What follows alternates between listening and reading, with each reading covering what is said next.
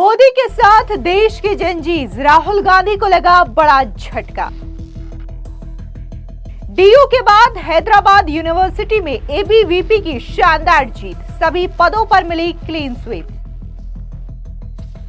NSUI का NOTA से भी बुरा हाल, मिली करारी हार। यूनिवर्सिटी छात्र संघ चुनाव में मिली शानदार जीत के बाद अब अखिल भारतीय विद्यार्थी परिषद ने हैदराबाद सेंट्रल यूनिवर्सिटी के छात्र संघ चुनावों में जबरदस्त प्रदर्शन करते हुए सभी प्रमुख पदों पर शानदार जीत हासिल की है। आपको बता दें कि लंबे समय से वामपंथी छात्र संगठनों के प्रभाव में रही यूनिवर्सिटी में यह नतीजा एबीवीपी के लिए काफी ज्यादा ऐतिहासिक माना जा रहा है। वहीं दूसरी ओर बात अगर हम कांग्रेस के एनएसयूआई की बात करें तो इसका नोटा से भी बुरा हाल हुआ है, यानी कि नोटा से भी बेहद कम वोट जो है वो एनएसयूआई के सदस्यों से मिला है। ऐसे में ये करारी हार मानी जा रही है राहुल गांधी और कांग्रेस पार्टी की, क्योंकि पिछले दिनों राहुल गांधी ने जंजीज को लेकर के ऐलान किया था, लेकिन अब सिलसिलेवार तरीके से देखने को मिल रहा है कि देश के जो जंजीज हैं वो मोदी के साथ नजर आ रहे हैं। फिर चाहे वो दिल्ली यूनिवर्सिटी में हुए चुनावों का नतीजा देखने को मिला हो, असम का हो, या फिर उत्तराखंड के अलग अलग कॉलेजों में, या फिर जो पंजाब यूनिवर्सिटी में चुनाव हुए और अब हैदराबाद यूनिवर्सिटी को लेकर के जो शानदार नतीजे सामने आए हैं, तमाम नतीजों में दिखाई दे रहा है कि कैसे लगातार एबीवीपी की शानदार जीत जो है वो छात्र संघ चुनावों में हो रही है। और ऐसे में ये राहुल गांधी और कांग्रेस पार्टी के लिए एक बड़ा झटका है, क्योंकि बीजेपी के तमाम नेता इसे बीजेपी और मोदी की जीत बता रहे हैं, तो वहीं दूसरी ओर ये कह रहे हैं कि देश के युवा, देश के जंजीज जो है वो राहुल गांधी और कांग्रेस को पूरी तरीके से इनकार कर रहे हैं, यानी कि उन्होंने पूरी तरीके से कांग्रेस पार्टी और राहुल गांधी की ओर से जो आह्वान किया गया था उस आह्वान को ही सिरे से किनार कर दिया है। आपको बता दें कि हैदराबाद यूनिवर्सिटी में एबीवीपी पैनल से शिवा पलेपू अध्यक्ष चुने गए हैं। उपाध्यक्ष पद देवेंद्र ने जीता, जबकि श्रुति महासचिव बनी है और संयुक्त सचिव का पद सौरभ शुक्ला को मिला है। खेल सचिव ज्वाला प्रसाद और सांस्कृतिक सचिव का पद वीनस के नाम रहा। केवल पदाधिकारी ही नहीं बल्कि काउंसलर और बोर्ड सदस्य पदों पर भी एबीवीपी ने बहुमत हासिल किया है। आपको बता दें कि पिछले 6 वर्षों से हैदराबाद सेंट्रल यूनिवर्सिटी कैंपस में वामपंथी गुटों का वर्चस्व बना हुआ था। कांग्रेस से जुड़े एनएसयूआई और दलित संगठनों का गठजोड़ भी एबीवीपी के लिए बड़ी चुनौती रहा, लेकिन इस बार नतीजे पूरी तरीके से उलट नजर आए हैं। आपको बता दें कि इस नतीजों को लेकर के एबीवीपी प्रवक्ता अंतरिक्ष ने कहा कि यह जीत छात्रों की राष्ट्रवादी सोच और विभाजनकारी राजनीति के खिलाफ एकजुट प्रयास का प्रतीक है। खास तौर से सोशल साइंस डिपार्टमेंट जैसे वामपंथी गढ़ों में जीत ये दिखाती है कि छात्र अब वैचारिक दबाव से मुक्त होना चाहते हैं।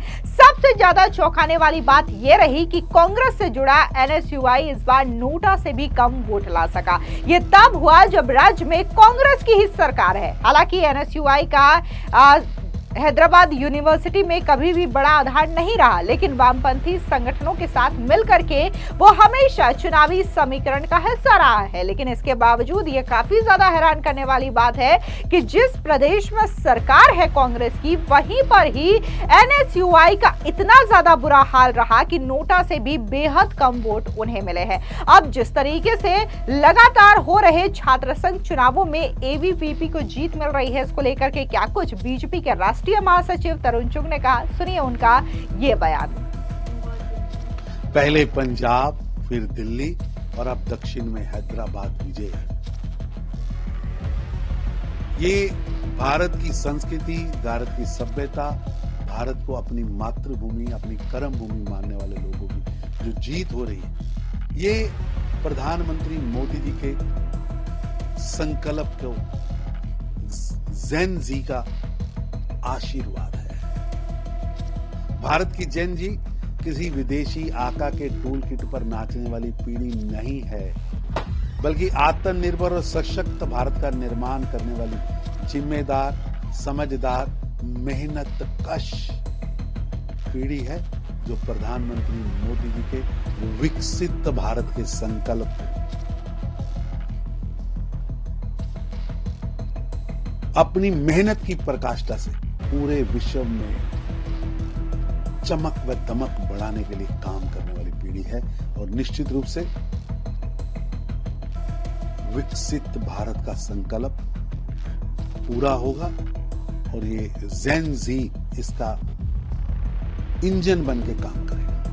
दूसरी ओर एबीवीपी राष्ट्रीय संगठन के महासचिव आशीष चौहान का बयान भी सामने आया। उन्होंने कहा कि जिस तरीके से डीयू हो या फिर हैदराबाद यूनिवर्सिटी हो, इसमें जो एबीवीपी को शानदार जीत मिली है वो उस नैरेटिव को ध्वस्त करता है जहां पर लोग जो है वो देश को बांटने की कोशिश करते हैं या फिर ये चाहते हैं कि जो पड़ोसी राज्यों में हाल हुआ है जेनजीज भी वो यही करे। लेकिन यहाँ की जेनजीज जो है वो राष्ट्र के साथ है, राष्ट्रवाद के साथ है। सुनिए क्या कुछ आशीष चौहान ने कहा। Ashish Chauhan, National Organizing Secretary ABVP.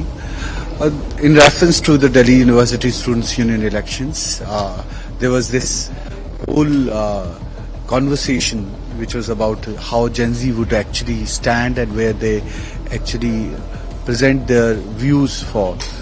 I would say that Gen Z has clearly demarcated their views, and it is with nationalistic thought and ideas. It is for the patriotic feeling for the Bharat, and it is believing in a constructive way of India's development. They won't go for anything which we have seen across other countries, ransacking institutions and burning the infrastructure. And in Bharat, I would say it would be all constructive democratic process. So in that light, the Delhi University Students' Union elections, these come out in thorough, clear demarcation and clear vision that these elections are away from so-called vote chori, away from EVM hack and these kind of allegation. And it is, as we told yesterday through our social media platform, it is about dil ki chori. Matlab you win the hearts. You have worked tirelessly among students, and it is this very aspect which works for the society.